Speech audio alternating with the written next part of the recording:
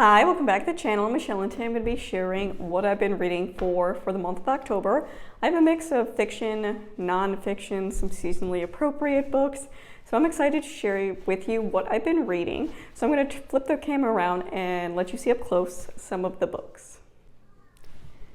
So I'm going to start with some non-fiction books first. So this was a recommendation from my oldest, my 11-year-old. This is a book about a boy with OCD and anxiety.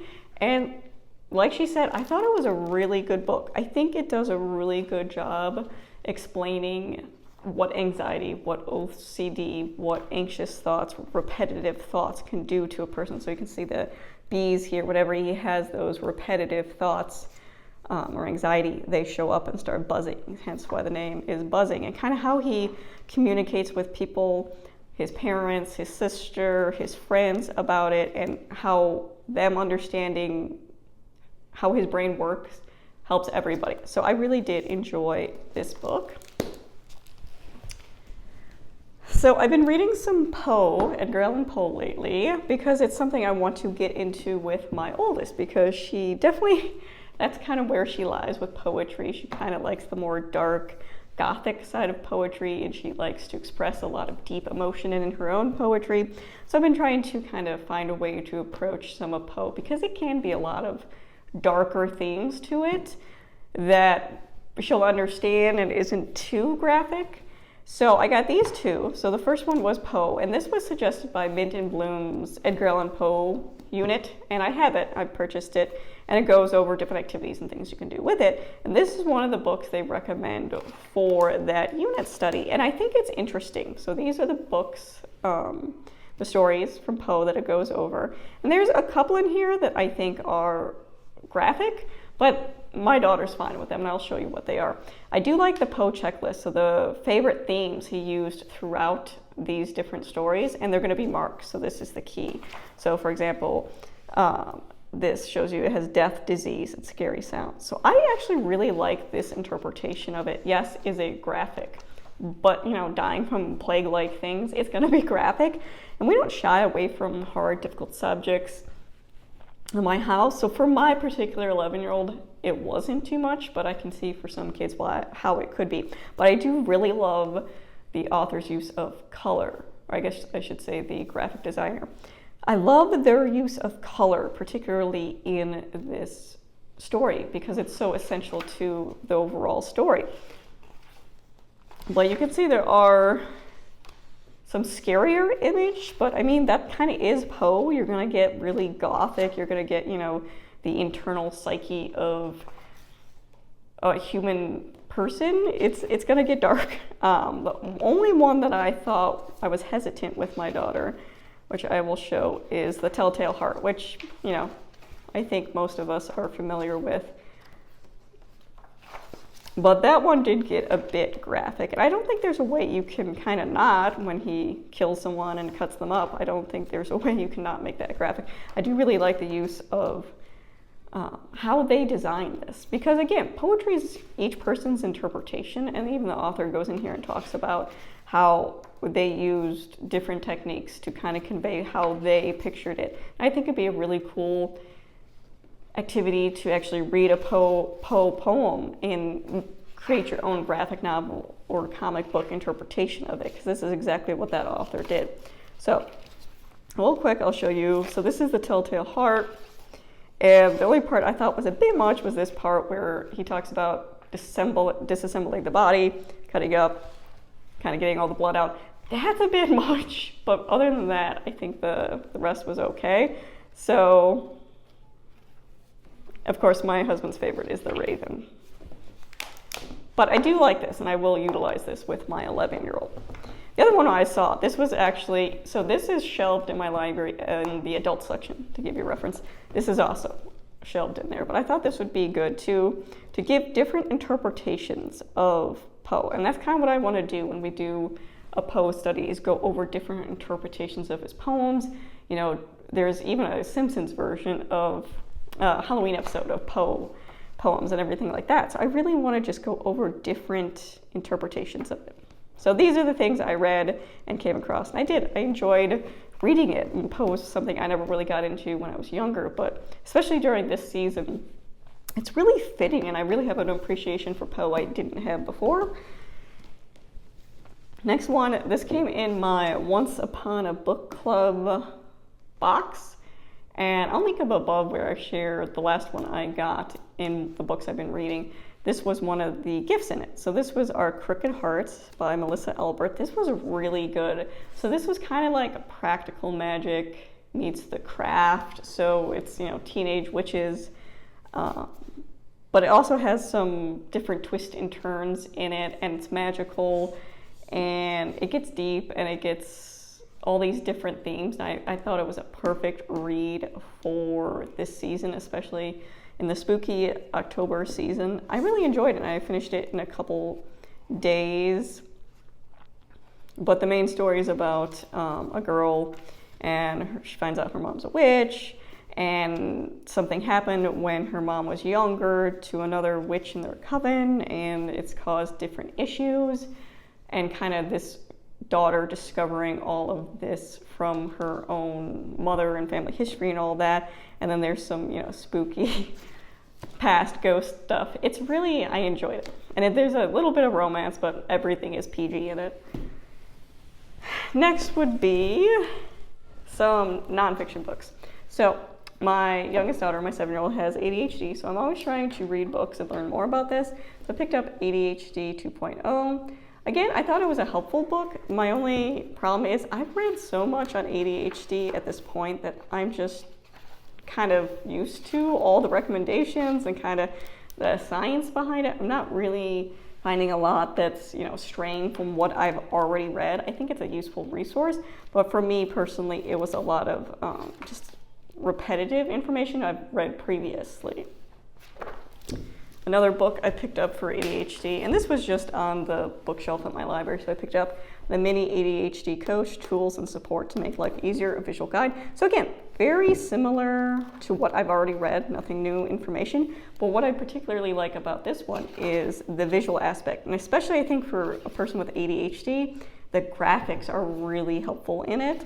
So if I was going to introduce my daughter to something to really dive deeper into ADHD, I think this would be a good starting point because it's got the more graphic appeal, and I think it's more appealing to a neurodiverse brain, and it's just little snippets, so it's not super long. You can see this was Who Can Diagnose, the ADHD assessment, symptoms. It does have towards the back some strategies and coping tools, which I really appreciate. Again, nothing new I have not encountered, but I do like how it has some real life situations and advice opposed to clinical advice where it's not really giving you specific examples of how this would work in a real life setting.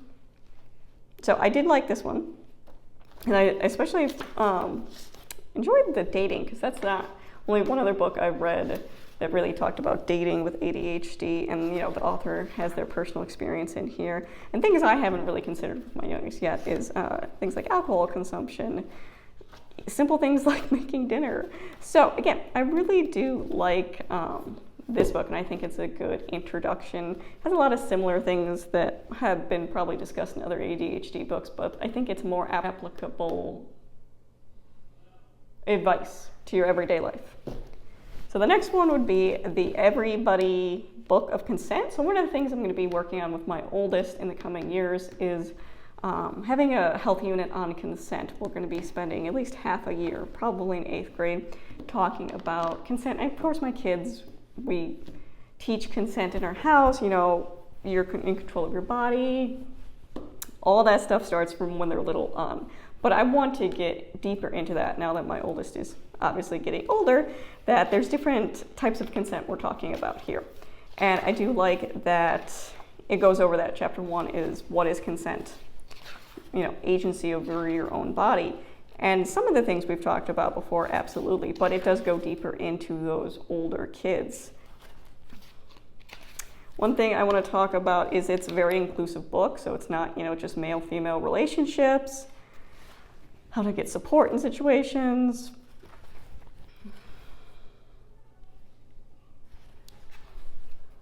one thing I really do like how it addressed is kind of how gender forms some of our ideas of consent, especially around females. We're kind of brought up to not complain, to people please, things like that. How that can really influence a situation. And there's going to be some other resources and some, shows we're going to watch talking about, healthy relationship, toxic relationships, consent. And one of the things in here, it says, when you're watching a movie or a TV show, think about, how does this person look in this situation? Are they really giving consent? Was consent ever actually initiated in this situation? So again, I really like that because I do plan on bringing in some media resources to really dive that into our culture and kind of the expectations of what is out there, and really kind of driving home to my daughter that she has agency over her body no matter the situation.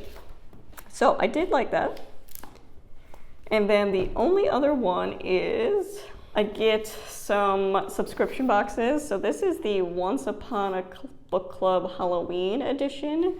And I've gotten the Christmas one, the Halloween one. I've gotten one for my oldest as well. And you can sign up for the monthly subscription. I don't do that, but I really do love the holiday boxes. I'm such a sucker for, seasonally themed boxes and things like that. So you get a book, obviously, that comes with it. And I'll show you really quick. I love how everything's packaged, and it's just so cute to have little things that are just for yourself. So you can see the packaging here, and little surprises, because I rarely buy myself things, so it's nice. So first, let's get into the actual book. Spell Shop. This was a great book. It's very warm, very cozy. I read the author's note in the back. She wanted to write a book that was like a hug, like drinking cocoa. I think this was exactly accomplished in this. It wasn't a thrilling story. It wasn't crazy. It wasn't going all over the place. It was just a nice, cozy story. So it's about a woman who is a librarian. Her job is to protect spell books. There's a uprising going on in her city, so she takes some of the spell books with her for safekeeping because the library is being burned. She goes to an island that she grew up on when she was little, that her parents still had a house there. Her parents had died since they moved away, and her making her life there and the people she meets and the different magical creatures she meets, and her introduction into spells and spell books and covens, and it was really a nice read. I really did enjoy it, and I love the purple side. So let's look at the gifts I got here. So first of all, you always get this. You get, your little author's signature. You also get information in here. You get bookmarks, things like that. But obviously I'm more into the gifts. So let's go over the gifts I received. So the first one, and they all relate to the story. If you haven't seen that other video I did, there's a Post-it on a page, and it tells you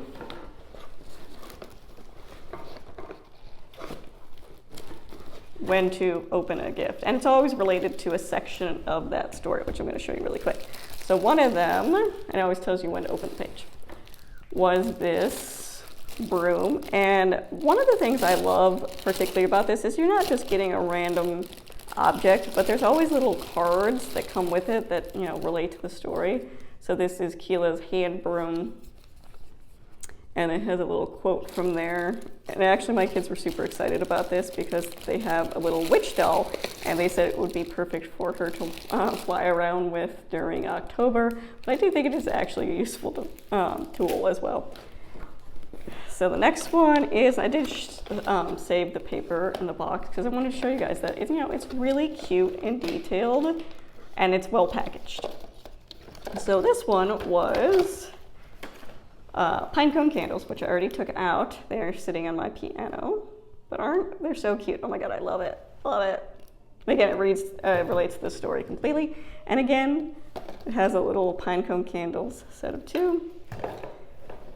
This was the first one I opened, page 24.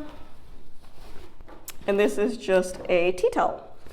And you can see the pattern matches what the story was talking about, which, again, love the pattern. There's nothing I've gotten from these boxes that I've been like, well, no, I don't like that at all. So the next one was this. Again, I love the wrapping paper. So what came was an electric hand mixer, So it has this little breakfast toast recipe, which again, I think is so cute because it's in the story. And then it came with a little electric hand mixer, which I'm such a sucker for details because it says baking is magic. Baking is magic because that's part of it. And it is, just like it says, you recharge it. It has 3 settings.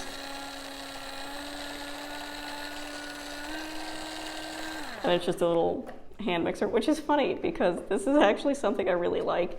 I do have a KitchenAid mixer, but I hate taking out because 1, it's heavy. 2, I hate making extra dishes, and it makes multiple dishes, you know, the hook, the bowl, all that. So I often make my husband hand stir things because I'm cooking and I don't want to do it. So I think we're both really pleased that we got this, and it's something I'm actually going to use because I really do enjoy baking. I find it to be a good stress reliever. So this little, you know, baking is magic. I love it.